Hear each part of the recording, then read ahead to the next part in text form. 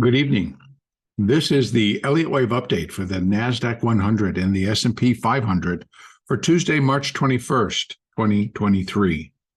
So here we sit on the eve of the big anticipated Fed decision tomorrow, Wednesday, March the 22nd. It was, again, a very, very interesting day, but I believe what made it most interesting today is the preparation for the expiration, which actually happens tomorrow morning at 9 a.m. Eastern in the volatility options. So that would be the options on the VIX. And as they continued to push volatility lower, it puts a tailwind, so to speak, on an up move. It brings a lot of buy-side pressure into the market as these positions change, and that would be the outcome. Lower volatility, you buy, and that's what they did. So as this got closer within that last hour of trade today, we saw both the NASDAQ and the S&P just kind of get lifted straight up, particularly here in the NASDAQ, right up into this resistance area, which is 1.618, which would be where wave C, which I'm looking for here, of the minor wave 2, would be 1.618 times the length of wave A. Well, that got exceeded and remains exceeded coming off this afternoon.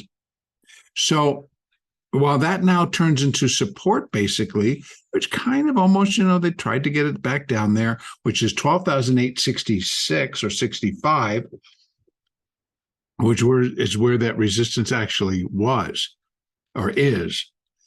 And so now I want to start to layer it up a little bit more, because while we could say, yep, that was it, that it's all done, it doesn't necessarily feel that way. So it's going to be interesting as to how this all comes off. So right now, we got the next layer for the larger C wave at 12,920. It got just below 12,900 today. The high was, let me get right on it so I can get it, 12,898. 2 ticks, less than 2 ticks. 1 3/4 ticks away from, or 1 3/4 points away from 12,900. And long road, getting it up here, lots of buying, lots of speculation, lots of everything. But tomorrow, as I've been saying, tomorrow, direction, speed of, how much further, et cetera, I think will be made very crystal clear. Now, it's going to remain interesting because, see, we got so many financial media that they have to write a story, they have to be able to report something. And so what do? By getting the headlines like this: tech up on Fed optimism. So we'll read another one where they're talking about why the market is up. We saw that somebody came out with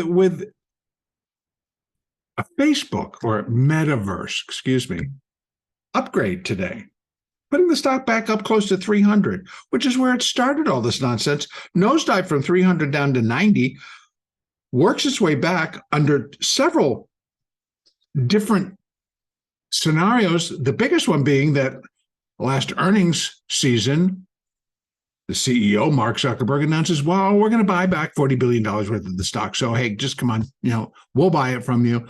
Well, guess what happens? The stock immediately goes up 30 bucks, and then it's been nonstop since.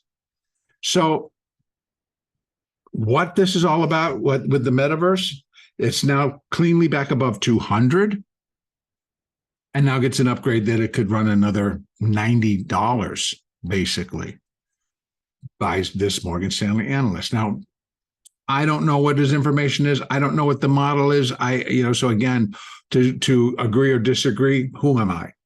But this is what prompts to come the day before the Fed, et cetera. It's like, is your timing well conceived, ill conceived? Or, this was a good point to say because tech's been rallying on the hope, women, a prayer of Fed action. Who knows? But that is what was out there today. Even Tesla jumps back into the news. And I'll tell you what the news was. Tesla engineers unsuccessfully tried to convince Elon Musk to keep radar in self-driving cars. That was one story. The one that I read when the stock was starting to rise pretty significantly was Elon Musk decrees that the Fed should lower rates. The Fed should ease at tomorrow's decision. And now suddenly it's like, wow, good enough for Tesla, good enough for all of us. We just buy the stock. It really ceases to just grab hold of reality at some point, but there you have it. Adding to today's rally. Now, what didn't rally? AMAT. Turned it right around, down, off 3. AMD, down. Micron, barely higher. So, it was truly a mixed bag. Microsoft down most of the day, finds a leg up towards the end of the day. So again, tomorrow will be very, very interesting. Now that we have the volatility expiration done and completed, all of those options, that all is finished tomorrow at 9 a.m. So what we'll have left is all of the speculation and all of the to-do for the Fed. How much higher they want to push, I don't know. Can I consider this move complete if I'm putting this is where I'm putting, come on, wave 4. Then I got 1, 2, 3, 4, 5. Now, I can't really see any breakdown in here on the hourly chart, right? But I could probably say 1, 2, 3, little 4 coming in. We get a 5. Maybe we get up to that level. But let's just take a peek. What I'm going to put in now is another layer, and I'm going to do it for the third wave. The third, because we're going to compare it, because there's the 4. So we're going to look at how far the 5th wave can get when compared to the 3rd, right? Its distant cousin, right, is the 3rd wave, or its closest relative is the 3rd wave. We'll go to there, to there, to there. So here we have. Wave 5 would be equal to 50% of wave 3. Bam. 12,921. Where do we have here? 12,920. Sincere, direct overlap. In fact, prices are the same. That would be 50%. Well, it's 38.2%, long gone. This still going to be in there. We'll see how far they want to drop it in this small wave 4, if indeed it is wave 4. If this is all done, then we're looking for what? We're looking for the market to reject everything and just start to come tumbling down. Do I think that's going to happen before tomorrow's Fed meeting? No. Which suggests very strongly that we likely will still have additional upside, which it could be reached overnight in the Globex session. So we may miss all the pomp and circumstances of reaching the high, and by the time we come back in tomorrow morning, it could be much lower. So, but that would be my picture for tomorrow, and it completes it. Now, can it extend even further? It sure can. It can. Here's the rest of the numbers. 13,013. 13,081. This number is for the entire C wave, where it would be 200% of the A wave at 13,113. Again, not knowing what the Fed's going to do, can I say that an impossibility, never going to get that high? Actually, no, I can't. The reactions that we're getting from our markets right now are not matching anything except the hope, women, and a prayer that the Fed is going to not raise. So what really is kind of going on? That the narrative is being spun that, well, look, see, Credit Suisse or United Bank of Switzerland is going to buy Credit Suisse. Oh, look, First Republic went up today. In fact, let's go take a look at that stock while we're here. went up 3. Actually, it was higher. And in the after hours, folks, that was the high. 1967, the high today. Coming up. Although I will say, not a bad little pattern. But guess what? A, B, C. So who knows? So off of the high, it's already down $5. Off of this closing high, it's down $1.50. So what's reality? What's not? What is just an over? What isn't? What are they hanging the hat on? What are they not hanging the hat on? We're witnessing it all. We're witnessing it all right now. So I'm not going to go out on the limb and say, okay, this is possible, that's not possible. But what I do know is that the solution for the banking crisis, it's not over. In my opinion, folks, it hasn't even begun. Do we really believe that the deposit regulations that the Fed had on that got taken off in 2020 and never put back on is just going to be so held to just First Republic, Key Signature Bank, Silicon Valley Bank, Silvergate Capital, that no other banks, regional or otherwise, are going to suffer the same fate because they didn't have any regulations that required a bank to hold X amount in reserve in case they did something stupid like put on bad trades and not hedge them, like Silicon Valley Bank did, like Key Signature Bank did, and probably many others. So this story has just really begun, and it's now, what, a week and a half old? The market has become so closed, and just like, it reminds me of if you've got a bunch of horses and you've got them all attached to a cart, and you're pulling that cart. You remember they got the blinders on. Why? Because we just want them to go straight ahead. We want them to go where we're telling them to go. If we don't have the blinders on them, then they're going to see both sides, and they're going to get spooked, and maybe that they're going to just, jump the gate or whatever. So that's the deal. Well, traders right now are so focused. Everything is focused on, I need to have the good banking news. I need to have this news, all because I got to have this bullish picture. That's what it feels like.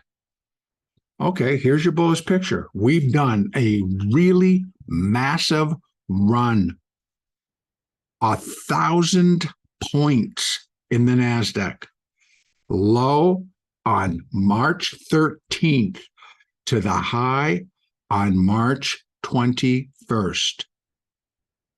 1,000 points. That's a pretty massive rally, if you ask me. And how quickly can that come off? Well, we're about to see. If this doesn't turn out the way they want it, all of this needs to get unwound. And it'll happen very, very quickly. Because again, remember what I'm counting here is a minor wave 2. There's the A, the B, which was irregular, the C wave, which fits now cleanly to the Fibonacci numbers for an irregular. It's all lining up. So what comes next after the minor 2, the beginning of a minor 3rd? So again, I stress and I say that when this is over, we will witness big, big rejection. Something like that, but bigger because we're much higher. It's gotten that much more extended. So I think from here, we very quickly break down below 12,500. So you lose 400 like real quick, and then lose another 400. We've seen the NASDAQ go down 800 in a day, folks. Don't count this thing out like it'll never happen. It can happen. Go back into his more recent history. Granted, we had a pandemic, so there were specific reasons, but this will be another reason. The Fed doesn't cut. The Fed does raise. Maybe they raise the 50 basis points, which people aren't really putting into any conversation. What if they do? How's the market going to react? I personally feel if they ever just decide, well, we're going to ease so that we can just really get a control of this banking crisis, which now they got Janet Yellen going out and stumping all over the place. Oh, yeah, safe and sound. We're good. We're good. Really, Janet? Weren't you just like a week ago before the Senate and talked to the senator from Oklahoma and said, will you bail out the banks? No. Weren't you one that actually told the press the week before that on television that the Treasury would not going to bail out or pay the uninsured full pop? So now we're supposed to believe you that the banking system, that we're all good, we're tight, we're fine. So when they continue to put that narrative out, it's for whose benefit? They don't want to see the panic. I just ask, look into their eyes and tell me what you see. Anyway, back to the NASDAQ. Moving averages now, look, we got the 200. It's really starting to now rise strongly. And so is this, but so is this. Now let's go over and quickly just look at that daily. Yep. 200 is still flat. The other still flat. The 50 nudging its way. The 20 now back above that 200 on the daily basis. The 8, which is the 8 SMA, the simple moving average, is just crossing 12,459. Excuse me, aren't we at 12,800? Yep. So while that's still a positive candle and a big positive candle, is it exhaustion? What could it be? We'll see. So again, while our hourly chart looks pretty dang good, I'm counting it out. And I'm counting every nook and cranny and every move down to sub levels, which I'll show you as soon as I get over to the S&P. So again, for tomorrow, I do think, and again, it could happen over Globex, a little bit more. There's the target. So each day, I can add additional layers as the market continues to conclude the wave pattern going up. I could probably put one more onto here to here and give us that final. So, but I'm going to let it see what it wants to do overnight, and we'll see what I do tomorrow morning. If you're in the trade room, you're going to get that number. Over in the S&P, another very clean, beautiful pattern. S&P, here we have minute wave 1, and we're looking at a minute wave 2. Now, I adjusted one more time. I had a great conversation with my Elliott wave teacher, my first Elliott wave teacher way back in the last century, Dan Ascani. He and I are joining together. We're operating my trade room together. We'll be expanding that, adding a lot of new detail, and restarting the expanded version of the Logical Signals trade room, hopefully on April the 3rd. Had a lot to get ready in between then.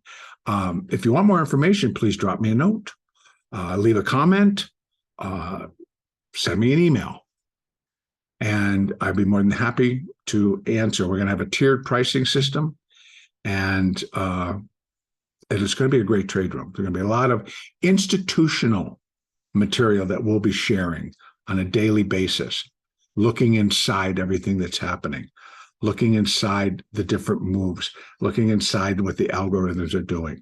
So there's a lot of information that's going to be provided, but let's get back to this. So originally I had said ABC, but I didn't put that. I said ABC, A, put this as the B, put that as a C, and this is the X wave. Well, in discussion with Dan, he said, well, what about this? ABCX, 1, 2, 3, 4, 5, A, B, C. Because I was having trouble counting this as the second ABC, strong, doing exactly what that upside C wave should look like, but I didn't like to have to think that this was A and this was B.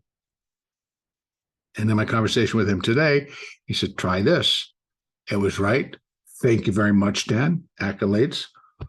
And so now doesn't really change the structure. It just cleans it up, cleans the count up, moves the X wave over 1, and helps me out a great deal. So it's still a double ABC, but we're counting it just a little bit differently. Still the same result as we move forward. So again, here as well, we ended up reaching very high level resistance, actually. The high today was 40.43, and there's still additional that it could go. So let's start to add. What we have now is for the wave 2. That are the retracements for a wave 2. 1.618 still sits at 40.57 or 40.58, or you could say 40.55 to 40.60. I've been using the window 40.55 to 40.70, which would then include this next level up. I'm going to add, excuse me, now another level, and so we can take a look at what this C wave could look like. How we're going to do that? I'm going to use extensions, and closest relative to that C wave is the A wave that happened before. So I'm going to start there, go to there, bring it back down to the bottom of that B wave, C wave.